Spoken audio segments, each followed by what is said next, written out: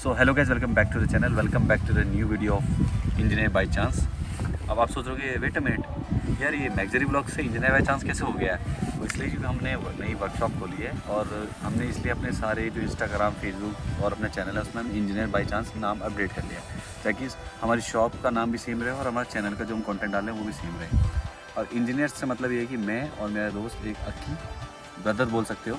तो मैं अपना रोल बता देता हूँ। मेरा रोल जो है आपको ऑटोमोबाइल से जो इंजन रिलेटेड पार्ट्स हैं मैकेनिकल, उनसे रिलेटेड मैं आपको गाइडेंस दूंगा कि आपके इंजन कैसे रीबिल्ड करें, कैसे ओवरऑलिंग करें। तो दोस्तों जैसे कि आपने एक पहले हमारी वीडियो देखी है, प्रीवियस वीडियो, जिसमें मेरी R15 में हेड में काफ़ी टिक टिक की साउंड आ रही थी और हमने उसको काफ़ी अच्छे से रिजॉल्व करा था मेरे फ्रेंड अक्की और मैंने। तो उसी वीडियो को देख के काफ़ी इंप्रेस हो गया। हमारे एक भाई आ रहा है रुद्रपुर से, तो उनकी गाड़ी में भी ऐसी प्रॉब्लम आ रही है, तो उन्होंने हमें अप्रोच करा ऑनलाइन। तो उन्होंने बोला कि मेरी गाड़ी को ये आप रिजॉल्व कर दीजिए। तो वही आ रहे हैं, तो उनसे मिलते हैं और फिर आगे बताते हैं, उनकी प्रॉब्लम सुनते हैं और कंटिन्यू करेंगे वीडियो।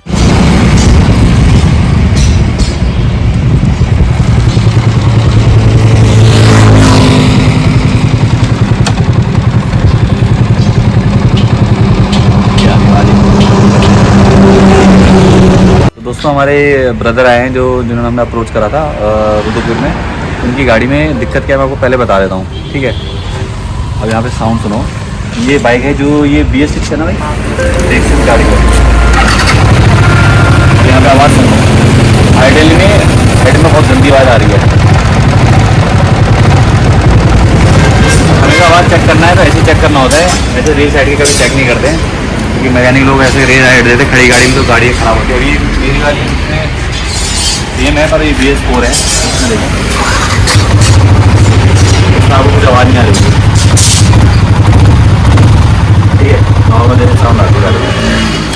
अब इसमें पूछते हैं कि ब्रदर ने ऐसा क्या हुआ कि इसमें इतनी जल्दी गाड़ी में दिक्कत आई, क्या दिक्कत हुई? ये गाड़ी मैंने कुछ टाइम पहले हल्द्वानी से काम करवा था, उसके बाद से गाड़ी में दिक्कत नहीं आ रही है। ये बाहर कराया हुआ आपने? हाँ, बाहर कराया। ठीक है, क्लच प्लेट का कराया या हाँ, क्या क्लच कराया? प्लेट करवाया था, क्लच प्लेट का ही हुआ था, उसके अलावा सर्विस वगैरह हुआ था। तो वही है ब्रदर का क्या हुआ, क्लच प्लेटें बदली। पर क्लच प्लेट की आपके मैंने आपको पहले बताई, जो क्लच कवर होता है उसमें ऑयल सील होती है जो आपके हेड में ऑयल को सर्कुलेट करती है। अब वो इन्होंने ऑयल सील बदली नहीं। अब उसने बदली क्यों नहीं है, लोकल मैकेनिक है तो उसका ऑयल सील पड़ी नहीं होगी ओरिजिनल, वो बाहर मिलती भी नहीं है और शोरूम में मिलती है। तो उसके लिए क्या ऑयल का फ्लो हो गया कम, उसने बदली नहीं और उसकी वजह से हेड में ऑयल जमा नहीं, इस वजह से ये चीज़ें आवाज़ करने लगती है। अब इसके दो कारण हैं, या तो रॉक और कैम में घिसावट आ गई है या तो वो ढीले हो गए हैं।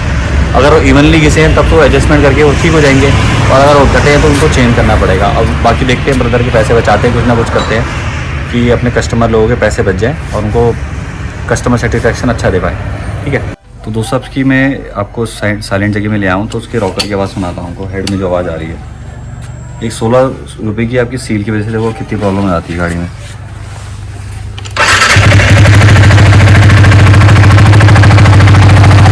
याद आया अभी गाड़ी चलने को।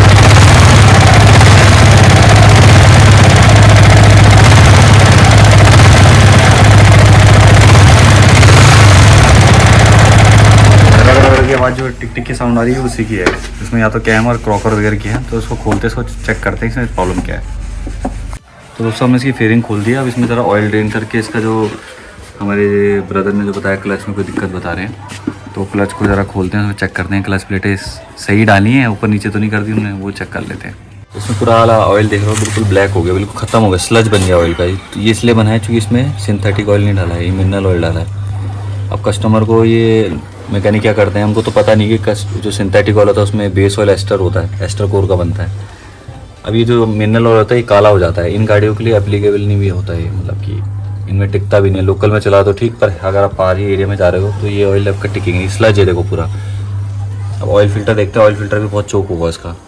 और एक चीज़ और है, इसमें एक स्प्रिंग थी और एक स्टेनर रहता है जो जाली को आपका ऑयल को साफ़ करता है। जब ऑयल आपका बिल्कुल ऑयल सब में आता है नीचे, वो भी साफ़ है, ये भी नहीं है इसमें। तो दोस्तों हमने ऑयल फ़िल्टर खोल दिया। अब इस ऑयल फ़िल्टर को हम क्या करेंगे, फिल्ट्रेशन का काम आता है। दूसरा, इंजन की इंटरनल हेल्थ कैसी है वो देखेंगे इसमें। अगर हम इसके कोई मेटल चिप्स वगैरह देखेंगे तो इसका मतलब इंजन में कहीं ना कहीं वेरिएट एंड टेयर ज़्यादा हो गया है।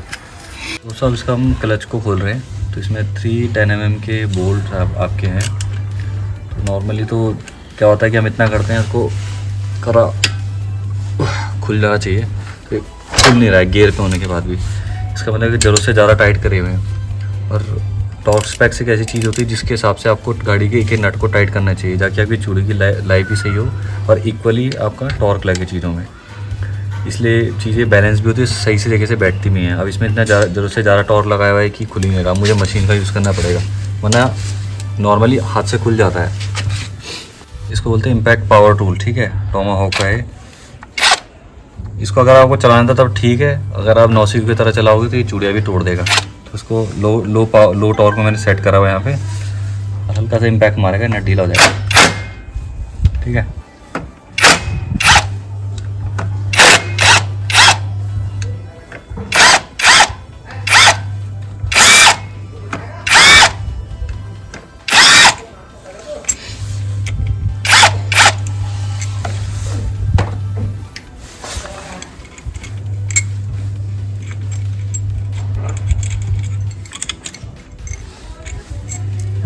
ये आपका इजीली खुल गया। पावर टूल अच्छी चीज़ है, पर इसका यूज़ करना भी आना चाहिए। अगर आप गलत यूज़ करोगे तो 300 Nm का इसका टॉर्क है मैक्सिमम, जो ही लगा सकता है, तो ये नटें तोड़ सकता है किसी भी चीज़ के। तो उसको इजीली हल्के टॉर्क में धीरे धीरे करके इम्पैक्ट करके खोलो अच्छी चीज़ को। तो दोस्तों हमने इसका टैंक भी निकाल दिया, और इसका एक पाइप हमने देखा था RPM जल्दी घट नहीं रहे थे, तो EVPA जो हमारा होता है, जिसको चारकोल कनेस्टर बोलते हैं घरेलू भाषा में, उसका एक पाइप निकला हुआ था। उसकी वजह से क्या था, आपका वैक्यूम जनरेट हो रहा था, RPM डाउन नहीं आ रहे थे। दूसरा, आपका जो सेंसर था इसका फ्यूल का, गेज का, वो भी ढीला था, उस वजह से थोड़ा सा फ्यूल ढंग से दिखा नहीं रहा था। कुछ नट वुड का भी मैंने देखा कि यहाँ पे Allen की के नट लगते हैं 4 नंबर की, इसमें 10 नंबर का Allen की, उसको हटा के 10 नंबर का बोल्ट लगाए हुए थे यहाँ पे। काफ़ी मतलब कि मैकेनिक लोगों ने रिपिट्स वगैरह भी आपकी लोकल लगाई हुई थी, घुमा दी थी, मतलब घुमा दी होगी इसलिए लगाई होगी। बाकी इंजन ऑयल बहुत काला निकला है, इंजन ऑयल बदलेंगे, इसमें ऑयल फिल्टर बदलेंगे, एयर फिल्टर अभी देख लेते हैं कि हालत क्या है एयर फिल्टर की। तो दोस्तों देखो, दिखने में सामने से लग रहा होगा कि BK7 लिखा हुआ है, ओरिजिनल है, पर है नहीं ओरिजिनल, डुप्लीकेट है। फिनिशिंग दे रहा है आपको, फिनिशिंग नहीं दी है, एजेस काफ़ी वो हो रहे हैं, नोकीले। इसका मतलब क्या है, ये ओरिजिनल नहीं डुप्लीकेट है। इसका गत्ता भी उस हिसाब का नहीं है। देखो गत्ते मेरे को कैसा चिपकाया हुआ है, जैसे फेविक्विक से चिपकाया हुआ है या फेविकॉल से, इस तरह का इसकी फिनिशिंग नहीं होती है। और ओरिजिनल की एक खास बात होती है कि चटकता नहीं है ऐसे करके। मैं ये वो ओरिजिनल का एकदम करोगे तो टूटेगा नहीं है, ये टूट जाएगा अगर उसमें तेज़ से करूँगा तो चटक जाएगा, ये खास बात भी होती है। और जो मुझे डायग्नोस करके लग रहा है इसमें मेरा करा क्या इन्होंने, जो भी इसको बना रहा है उसने ये वाला हिस्सा है ओरिजिनल का लिया, तभी इसमें BK7 लिखा हुआ है। और ये जो हिस्सा है ये और ये इसने घर में बैठ के बनाया अपनी लोकल शॉप में, और उसको बेच दे रहे हैं पैकिंग के साथ। जैसे आप बोलते हो ना कि सप्लाई की चीज़ है, पैकेजिंग ओरिजिनल है, अंदर का पार्ट डुप्लीकेट है, वही चीज़ है। तो इस चीज़ से बच के रहे, वरना इंजन की काफ़ी बुरी हालत हो सकती है। क्योंकि एयर फिल्टर ही आपके थ्रॉटल बॉडी से आपका एयर जाएगा, फ्यूल जो मिक्स होगा कंबशन चैम्बर में जाएगा या आपके पोर्ट्स में होते हुए, तो आपका एयर फिल्टर गंदा होगा तो वेल वगैरह थ्रॉटल बॉडी सब कट जाती है, इंजेक्टर तक भी ख़राब हो जाता है। तो इन चीज़ का ख्याल रखो, ओरिजिनल डालो, इंटरनल चीज़ में डुप्लीकेट चीज़ नहीं होनी चाहिए। तो दोस्तों हमने इसके इंजन डाउन करने का प्रोसीजर कर रहे हैं हम। बाकी आपको मैंने इससे एक डिटेल वीडियो पहले ही बनाई हुई है कि इसके इंजन, पर्टिकुलर बाइक का इंजन कैसे डाउन करते हैं, क्या क्या चीज़ें का ध्यान रखना होता है। तो वो चीज़ मैं आपको इस डिटेल में नहीं बताऊंगा। आपको अगर देखना है तो आप ऊपर आई बटन में जो लिंक आएगा उस पर देख सकते हो, या आप डिस्क्रिप्शन में हम लिंक डाल देंगे उस वीडियो का, आप चेकआउट कर सकते हो, ठीक है। तो इसको पूरा हम टाइम लैप्स में बनाते हैं, इसको फिर आगे आपसे कंटिन्यू करते हैं जब इसके इंजन में वो पार्ट्स देखेंगे। तो दोस्तों हमने इंजन का डाउन कर लिया है। अब इसको आप फर्दर डायग्नोस करते हैं कि वैसे तो 100% मुझे जो श्योर है कैम और रॉकर में से प्रॉब्लम है, उसके अलावा किसी और चीज़ की प्रॉब्लम नहीं आती। क्योंकि जब ऑयल चिल ख़राब होती है, ऑयल नहीं चढ़ता, तब ये चीज़ें घिस जाती हैं। तो देखते हैं कैम रॉकर में कौन से रॉकर करें, या कैम कटी है या तो क्लियरेंस का दिक्कत है, चेक करते हैं और फिर आगे बताते हैं। तो दोस्तों हमने इसके कैम और रॉकर निकाल दिए हैं। इसकी पिन है, ये डिकम्प्रेसर वॉल है, ठीक है। तो ऐसा कैम में मुझे कोई डिफॉर्मेशन नहीं दिख रहा है, मतलब कि जिससे लगे कि कैम ही ख़राब है। आप देख पा रहे हो ना, लूप में हल्के माइनर, तो ये हल्के ऊपर ऊपर निशान होते हैं, हल्के बारीक वाले, ये इसकी घिसावट नहीं होती, घिसावट बहुत ज़्यादा होती है, ठीक है। अनइवन कोई सरफेस किसी भी नहीं है इसमें, ठीक है। बेरिंग में भी कोई प्ले नहीं है कि बेरिंग से कुछ प्ले आए, बेरिंग में सही चल रही है। और हमारा मोटिव ये है कि कस्टमर के पैसे बचाना और जो जेन्युइन चीज़ है वो बताना, फालतू चीज़ ना करना। ये एग्जॉस्ट का रॉकर है, अब यहाँ की ऊपर नीचे की प्ले इधर उधर की होती है, क्योंकि उसको मूव करना है, पर ऊपर नीचे की प्ले नहीं होनी चाहिए, ये इसमें है नहीं, ये भी ठीक है। ठीक है, ये भी रॉकर हमने देख लिया, ये फ्री है, इसमें कोई घिसावट नहीं आई है। अब ऑफकोर्स ये आता है जब कैम में घिसावट नहीं होगी तो इसमें घिसावट भी नहीं होगी। ठीक है, और यहाँ बेरिंग में भी कोई प्ले नहीं लग रही मुझे, इससे कोई प्ले आए। ठीक है, और अब ये हो सकता है जो उसके आवाज़ है, या तो ये कि इसमें जो इसकी जो सर्विसिंग करी है काफ़ी अच्छे से नहीं करी है, मतलब इंजन का जो मेंटेनेंस है काफ़ी बैडली मेंटेन कर रहा है, इसलिए आप स्लज देख रहे हैं इंजन में। मे भी इस वजह से भी होता है क्योंकि ऑयल फ्लो ना चढ़ रहा हो, क्योंकि ऑयल बहुत गाढ़ा हो गया, इंजन से बहुत स्लज निकला है। एक ना ऑयल बिल्कुल स्लज गाढ़ा, या तो पिस्टन की नॉकिंग की आवाज़ हो सकती है। तो देखते हैं, उसको चेक करते हैं, फिर आगे आपको बताते हैं डायग्नोस करके कि प्रॉब्लम क्या है। तो दोस्तों, जो हम सोच रहे थे कि आवाज़ हेड कैम की थी, वो उसकी नहीं है, वो असल में पिस्टन की है। पिस्टन हो गया है ब्लॉक में ढीला, तो उसी वजह से नॉकिंग की आवाज़ कर रहा था। ये देखो, आप देखिए, ये देखिए, आपको प्ले दिख रही है, यहाँ पे फोकस मार, यहाँ पे मारो, ये देखो। तो ये इतना ढीला नहीं होता पिस्टन बिल्कुल टाइट होता है। तो ये जो ढीलापन है, इसकी वजह से इसमें आवाज़ आ रही थी। अब इसको देखते हैं, सर क्या करते हैं, कस्टमर से डिस्कस करते हैं। तो जो पुरानी ब्लॉक किट थी वो यहाँ पे रखी है, और उसका पिस्टन भी रखा, तो उसमें काफ़ी गैप आ रहा था। तो हमने उसको फिलर गेज से उसकी रिंग का गैप भी चेक करा, तो काफ़ी आउट हो रहा था। 0.50 mm जो कंपनी रिकमेंड कर रही है टॉलरेंस, उसके ऊपर आए तो चेंज कर दो, तो वो उसके ऊपर काफ़ी ज़्यादा 70-80 तक जा रहा था। और जी मेरा जो जेन्युइन एक ब्लॉक किट पड़ा है मेरे पास, जो सेकेंड हैंड है, कंडीशन एक्सीलेंट कंडीशन में है, तो इसको हम यूज़ कर रहे हैं। इसकी पिस्टन रिंग ये रही, इसमें मैंने लगा दी है पिस्टन ईयर, इसको हमने अच्छे से क्लीन भी कर दिया है। गजन पिन ये रही, इसको भी लूप करके लगाएंगे। तो इसकी टॉलरेंस हमने जो कंपनी बोली है 0.35 से लेके आपका 0.50, मतलब 0.35 से लेके 0.50 mm तुम्हारी क्लियरेंस होती है या टॉलरेंस होती है। टॉप 1 टॉप 2 की 0.35 से 0.50 के बीच में, और जो एग्जॉस्ट वाली है आपकी, मतलब ये ऑयल रिंग वाली है, उसका भी इतना ही होता है, 0.35 से 0.50 के बीच में। तो हमने टॉलरेंस चेक करी है, 0.45 के आसपास आ रही है सब, और 35-45 के बीच में आ रही है सब। तो हमारी टॉलरेंस सही है, अच्छी खासी, ऑयल रिंग की भी, टॉप रिंग की भी, और बाकी की। तो अब हमने इसको लगा रहे हैं, इसको फिटमेंट कर रहे हैं, गजन पिन बैठाते हैं, इसका लॉक बैठाते हैं, और पिस्टन को बैठाते हैं, और आगे प्रोसेस कंटिन्यू करते हैं।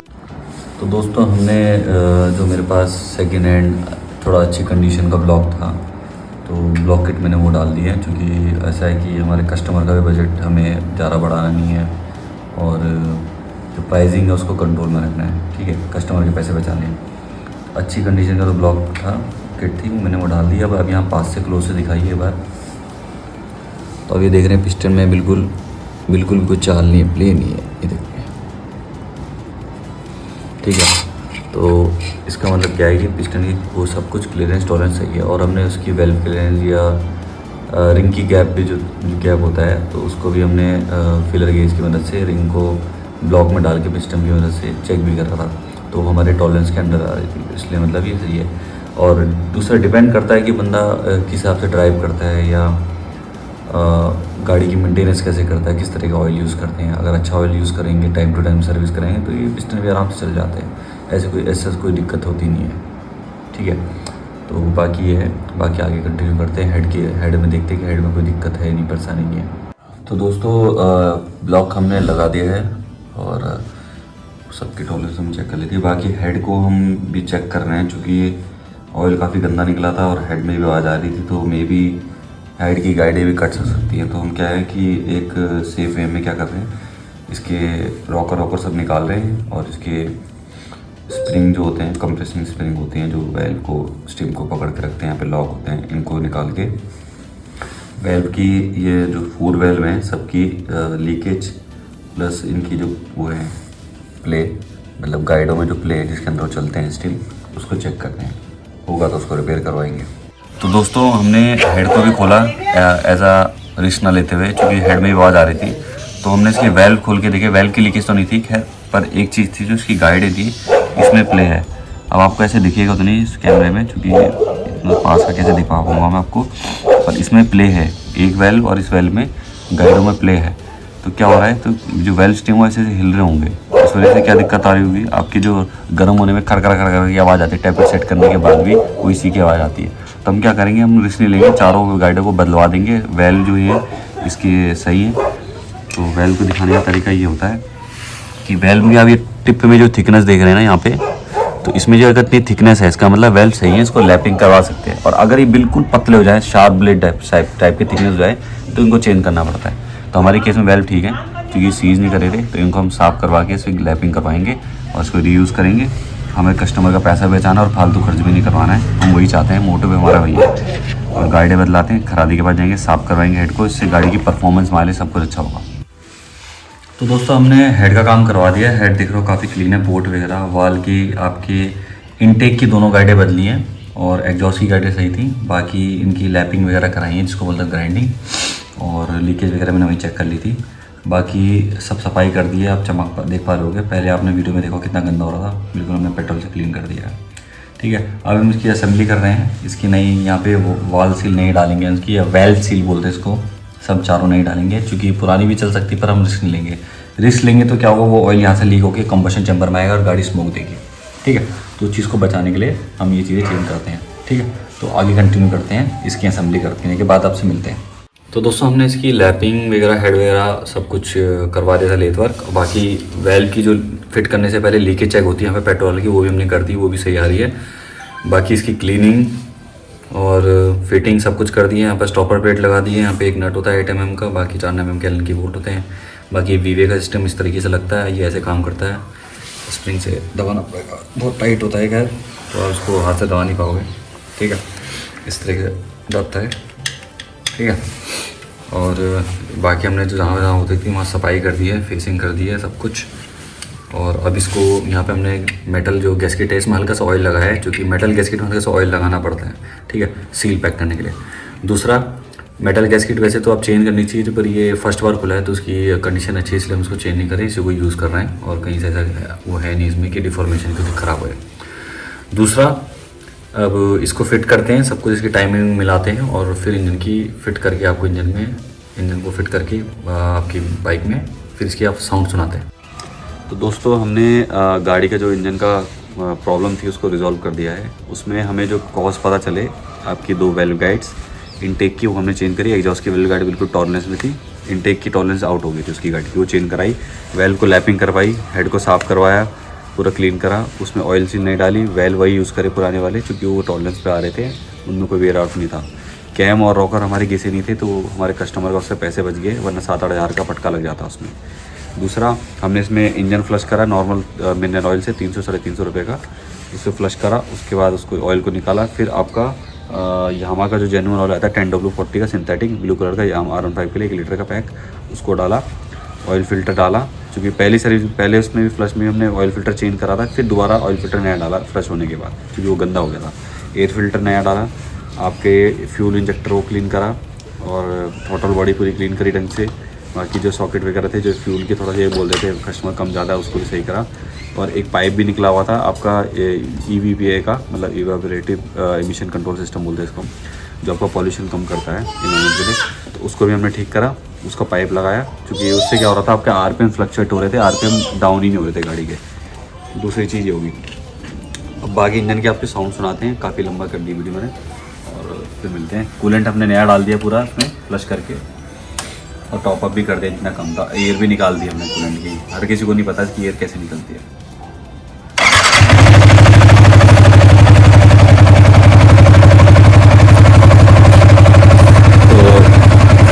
ये आपका इंजन है, आप साउंड देख रहे होंगे, बढ़िया करके साउंड आ रही है, बल्कि इंजन को रमाल कर दिया मैंने।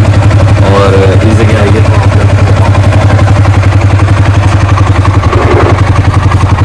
यहाँ पे आपको पानी दिख रहा है, यहाँ पे एक छेद रखा है जिससे हवा आती है, यहाँ पे उससे पानी गिर रहा है, तो इसका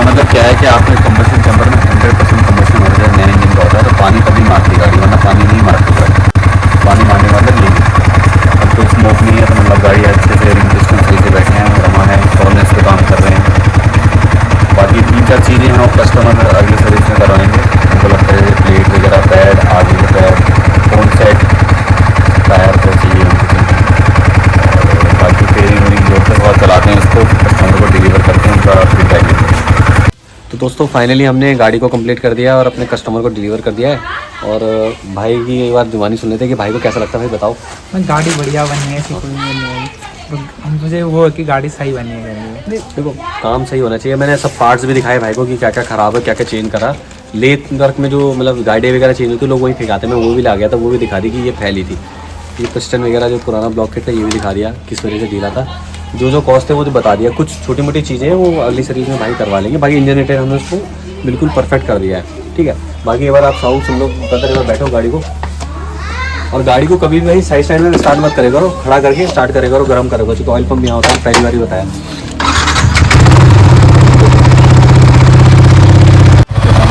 ऐसा नहीं कि अभी हम थोड़ा टाइम लेंगे तो घर के काम भी कर सकते। अब जो आर्टम कम हो गया आपके साथ, मैंने पहले आर्टम कम नहीं होती थी, तो काम नहीं कर रही, इस वजह से नहीं कर रही, तो सेंसर खराब है सोचे कि उसको भी पाइप निकाला। और देखो रही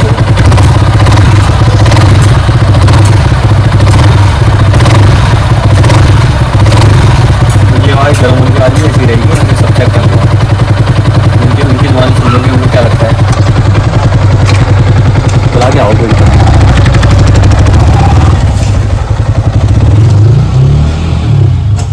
आगे टेस्टिंग करके कुछ पूछते हैं उनसे एक्सपीरियंस।